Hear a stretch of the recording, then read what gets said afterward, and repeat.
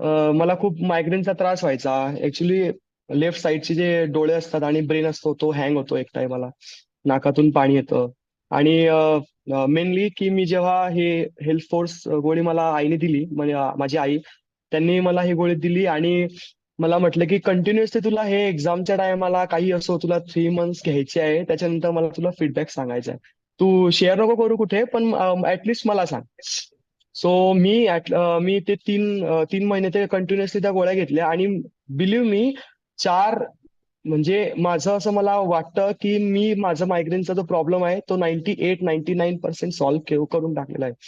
कारण की आधी मला एवढा प्रॉब्लेम व्हायचा की माझं 4 ते 5 दिवस सलग डोकं दुखत होतं, डोळे दुखायचे, नाक दुखायचं, कंटिन्युअसली वॉटर लिकिंग व्हायची माझी डोळ्यामधून, नाकामधून.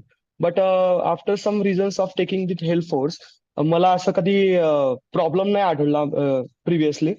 आणि होप्स की मी पुढे ते हेल्थ फोर्स घेत राहील आणि मला वाटतं की ते मला हे मायग्रेनचा खूप प्रॉब्लेम कमी झाला. Thank you so much to we are more and health force. Thank you so much.